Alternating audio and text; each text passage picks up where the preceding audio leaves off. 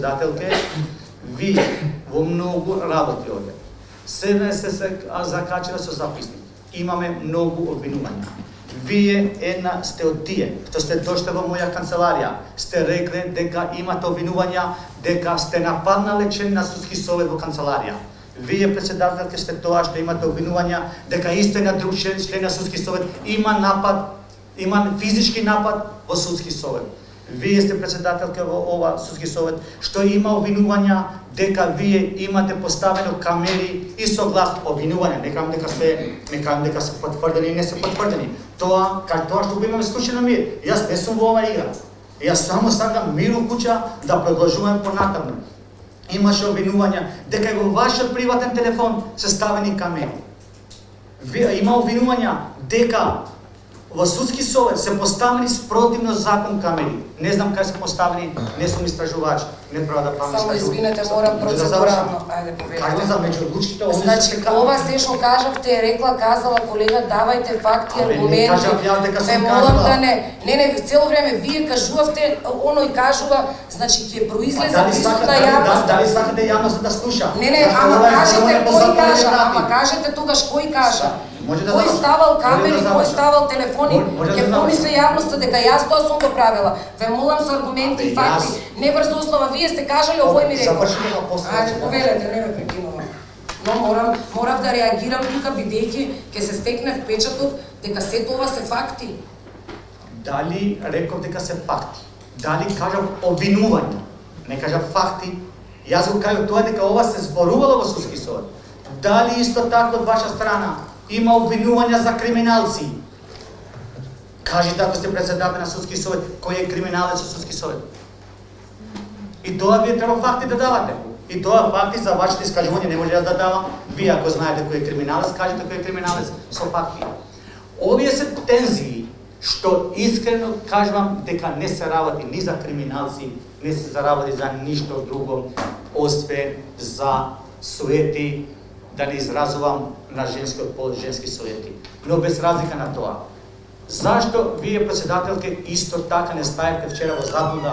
Дали може да ни кажувате зашто писмото од амбасадорката на Америка не е доставено на време, не е доставено после 2 недели? Кој го криел тоа писмо за ние да не знаеме?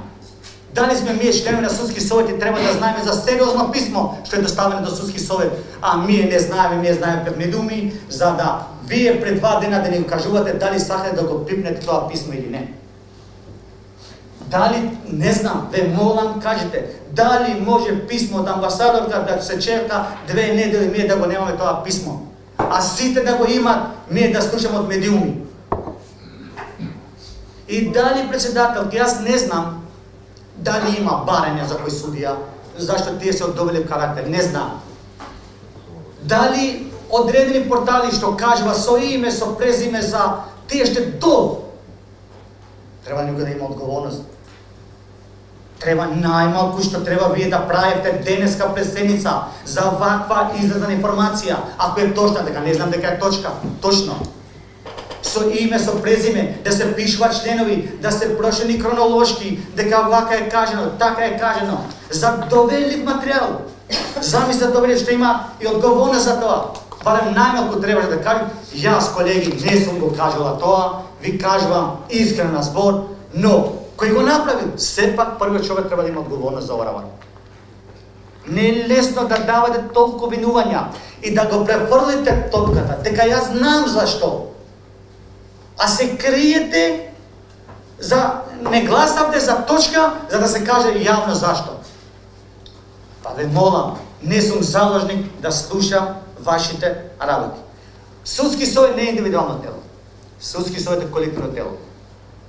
Вие правите, да не кажувам и друго, но кажувам, меѓу човечките односи мора да имат мир и истина кажувам. А и од друга страна, истина сакам да кажам, дека има и одлука на Уставен суд, со која одредбата од членот кај председател може да биде само од членот од едно што се суди, па мислам дека можеби е редно да се почитува и тоа одредба од судски совет, па можеби за смирена ситуацијата, можеби е дојдено времето председател на судски совет, па зашто не заменик да биде од редот на судиите.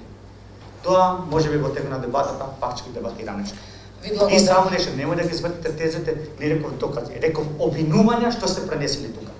Не реков дека точно е или дека не е точно. Не сум истражен ова, само кажувам обвинувањата што се случува, што дава тензии.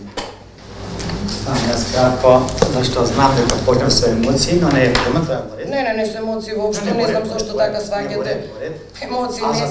За тоа што кажувате точки, јавноста ќе биде присутна и ќе видиме дали е тоа целта или целта е нешто друго. Зашто вие сами знаете дека се губите во функцијата и тоа треба да се признава. И дека сте селективна на работа и можеби вие сте еден меѓу виновниците што апелацијниот суд во оваа ситуација дека го блокирате изборот за 8 суди во избор во апелација. Зашто вие донесоте таква блокажа дека не го немате подпишана анекс договорот кој суди почнувајќи од Киро Здравен, воровен почитуван судија, председател на судски совет подпишувал таков анекс договор. Апелационен судија Зоран Караѓовски подпишувал таков анекс договор. Павлина Црвенковска подпишувал таков анекс договор. Да дојдете вие и да правите тотална блокажа, само вие ги знаете намените, и да е во оваа ситуација апелационен суд со ваква тотална блокажа и да нема избор на 8 суди, а вие осте таа што го обвинувате апелационен суд за ова, затоа кажувам, тие суди имат голема почит, зашто се борат со многу пократок број на суди, а тоа подобре го знаат и колегата што со апелационен суд, со калку број на суди малку работа тие, а вие го кочите изборот на 8 суди и за тоа треба да има одговорност. Вие сте биле председател, сте биле координатор на кривичен суд, што можеби повеќе обвинувањата се таму застојат на предметите. 3 години што имате направено. Дали сега... Да, може да завршам. Не, дали барате мој разрешување од член на судски совет, од председател, јас не ве разбирам. Вие почнавте, чега да стрпите се малку. Се враќате години назад. Стрпите се малку, Не, јас сум стрпена. Не, само вие сега обвинувате дека само вие сте спасител. Само без емоции, колеги. Колега, без емоции, колега. Колега, Друга точката дневен ред меѓусебни односи.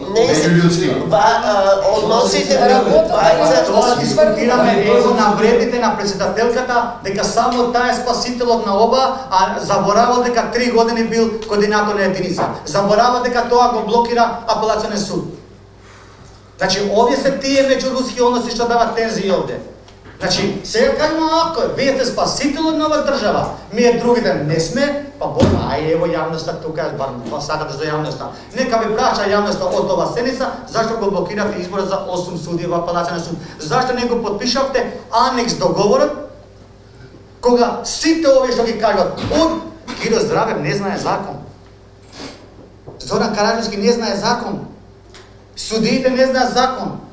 Па ако тоа било противзаконски, па вие сте биле член, па вие и јас, од таа институција имаме дојдено овде како членови на судски совет, од тој тест за интегритет ние го имаме положено од тоа институција. За вие сега, затоа не ги ви знам намените, за да правите блокажа и дека не правам избор во апелационен суд, а тој ден по ден не скапате суд. Ова е за почеток, кога сака да ме обвинувате мене лично, дека јас кријам по некои точки или нешто тоа. Те се само ваши предрасуди, а за ова има и обвинување, зашто ова од јавноста од вашите усти што излева. А тоа кога ќе дојде точка на дневен ред, ќе видите дали ќе се гласа или нема да се гласа.